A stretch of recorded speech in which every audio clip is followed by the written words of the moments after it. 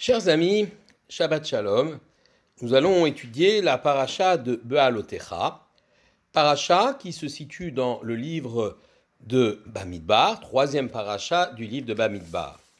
Cette paracha est lue également le dernier jour de Hanouka, du moins dans sa première partie. En effet, dans la paracha de Nasso, on énumère les offrandes des princes d'Israël et on lit ça chaque jour de Hanouka, puisque l'inauguration du Mishkan, du sanctuaire dans le désert, s'appelle Hanouka, donc c'est une référence pour ces jours de Hanouka, mais aussi le dernier jour de Hanouka, nous lisons le premier passage, la première partie de Be'alotecha, qui est consacrée à la menorah, à l'allumage donc de cette menorah. Je vous propose d'étudier le premier ou les premiers versets. Vaïdaber Hachem, El Moshe les morts, Hachem parla à Moshe en disant Daber el Aaron, parle à Aaron, Ve'amarta elav, et tu lui diras Be'alotecha et anerot, lorsque tu feras monter les nerot, les flammes, El moul pene à menorah, sur donc cette menorah, ce candélabre, il y a Hirushivat anerot, brûleront 7 nerot, 7 flammes. Rashi, le grand commentateur médiéval, nous indique d'abord qu'il y a une certaine angoisse chez Aaron, qui a vu tous ces princes donc défiler et apporter leurs offrandes, alors que lui et sa tribu, la tribu de Lévi, n'a participé à rien du tout.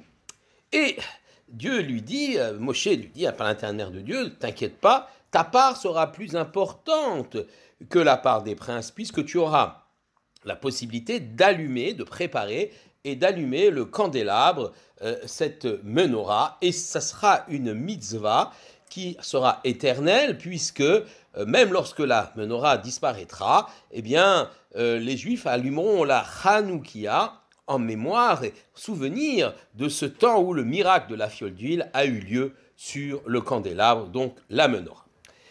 Le terme Be'alotecha est intéressant. Rashi nous dit Hachem she'ala'av olé, au nom du fait que la flamme monte. En effet, on aurait dû parler de Adlakat Anerot, donc l'allumage des bougies la menorah. Pourquoi parle-t-on d'élévation des flammes?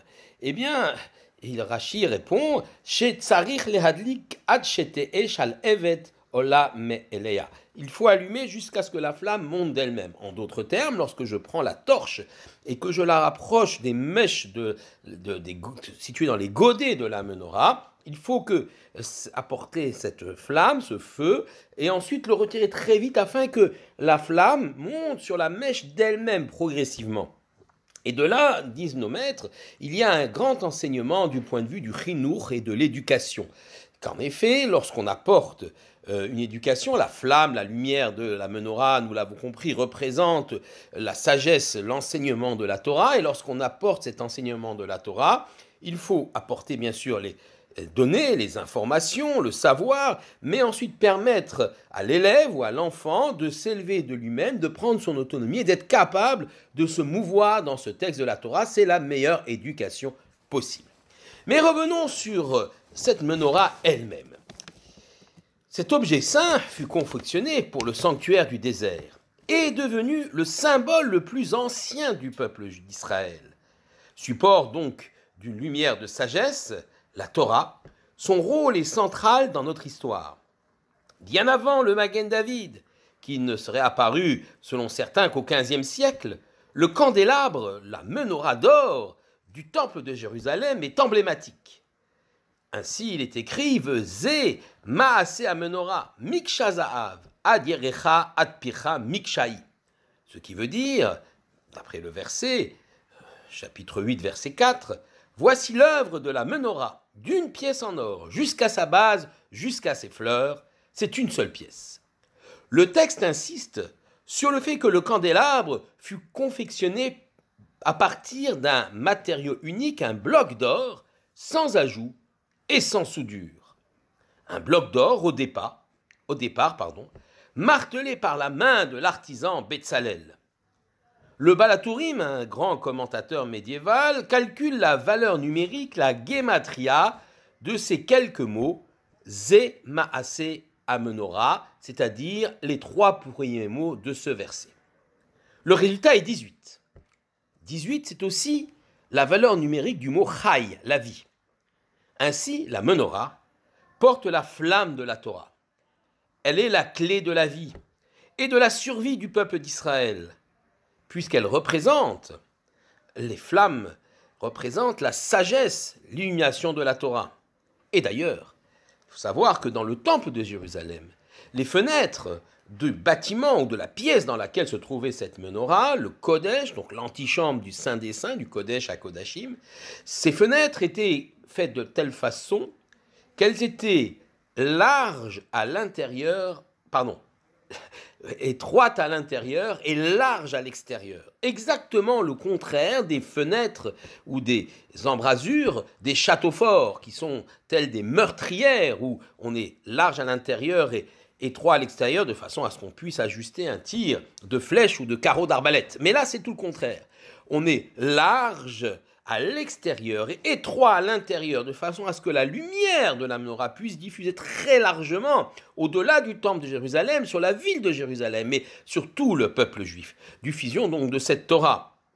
Un autre commentateur, le rabbi Yochanan Eibeshutz, qui était rabbin à Metz et qui terminé sa carrière à Hambourg, plus exactement la banlieue de Hambourg, à Altona, où il est enterré. Nous sommes au XVIIIe siècle, le rabbin Yochanan Eibeshutz nous explique qu'il y a 7 branches, donc dans cette menorah, 3 branches d'un côté, 3 branches de l'autre, dont les mèches sont dirigées vers la branche centrale, dont la mèche elle-même est toute droite. La branche centrale, la plus importante, est appelée Ner Ma'aravi, Ner flamme ou branche de l'ouest. Pourquoi cela ? Le rabbi Yochanan Eibeshutz explique que les 3 branches de chaque côté représentent en fait véritablement la lumière des nations, des sagesses, des philosophies et des sciences dont on doit pouvoir s'imprégner, que l'on doit pouvoir étudier, mais au contraire, la branche centrale, elle représente la flamme de la Torah. Et si on peut apprendre des sagesses des nations, des sciences, astronomie, mathématiques, physique, biologie aujourd'hui, il y a d'ailleurs beaucoup de juifs qui sont impliqués dans ces sciences-là au cours de l'histoire, eh bien, ce qui est central, qui est le cœur même de notre vie, de notre réflexion, c'est-à-dire la Torah, la philosophie de vie, le message divin, celui-là n'est pas interchangeable. Et donc les sciences se tournent et sont inféodées à la branche centrale que constitue la Torah. Mais revenons à cette menorah en général. On a dit effectivement qu'elle est la clé de la survie du peuple juif. Et lorsque l'Empire romain met à genoux la Judée en l'an 70, détruit Jérusalem, brûle le Beth Amikdash, le temple, et va se sévir de la menorah, les légions de Titus, fils de Vespasien, portent alors en triomphe la menorah en défilant sur le forum à Rome. À l'époque, c'est un arc de triomphe en bois que Titus a construit. Mais cette scène a été immortalisée sur l'arc de triomphe, cette fois-ci en pierre, dit de Titus à Rome. Cet arc fut édifié par son frère Domitien. Et en 80, en hommage à son frère disparu, frappé prématurément par une terrible maladie, Marat rapporte qu'il a été foudroyé. Une précision historique s'impose d'ailleurs.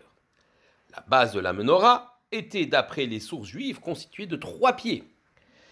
Alors que sur l'image, d'ailleurs, du bas-relief de l'arc de triomphe de la menorah, elle est formée à sa base par un socle de 2 marches. Cette dernière image s'est imposée comme la représentation officielle de la menorah, à tel point qu'elle est devenue le blason de l'État d'Israël. Cette base, en fait, a été ajoutée par les Romains. Elle est en bois couvert d'or et portait le nom de ferculum et enserrait les 3 pieds de la base de la menorah. Cet élément répondait à une nécessité technique. Il était en effet nécessaire de poser le candélabre sur 2 poutres pour le porter en triomphe. Seule une base large et pleine pouvait le permettre. Mais pour Rome, le ferculum possédait aussi une dimension politique. La menorah, symbole d'Israël, est enchaînée par ses pieds, par son geôlier romain. Rome l'avait compris. L'essence d'Israël se trouvait symbolisée par la Torah, par la menorah. La Rome antique, ses palais, ses temples, son forum sont désormais en ruine. L'arc de triomphe de Titus est toujours debout. Il témoigne de l'histoire de la chute d'Israël. Mais Israël a traversé les siècles et est toujours là. Pour Rav Shimshon Raphaël Hirsch, le fait que la menorah fut fabriquée à partir d'un seul bloc d'or montre l'importance de l'unité d'Israël, car là réside la clé de sa réussite. Toutefois, la menorah, qui porte 7 branches, symbolise une tendance, chacune des branches symbolise une tendance, une mouvance au sein du peuple d'Israël, dit le Rav Hirsch. Les approches religieuses peuvent être différentes, les kippotes de couleurs différentes. Il y a au sein du peuple d'Israël une certaine diversité qui peut être bénéfique. Toutes ces branches, toutefois, se rejoignent à la base et sont issues de la même source, du même matériau, d'un socle commun. Au sein de ce pluralisme, il existe des lignes rouges, celles de la halakha et de la loi. Il faut donc rassembler, tout en étant ferme sur les éléments constructifs de notre peuple. Mais rassembler est un défi extraordinaire, car c'est là l'unité d'Israël qui est la seule condition de sa survie et de sa pérennité. Voilà en quoi cette menorah est importante, elle symbolise la force, l'unité et la pérennité du peuple d'Israël. Shabbat Shalom à tous.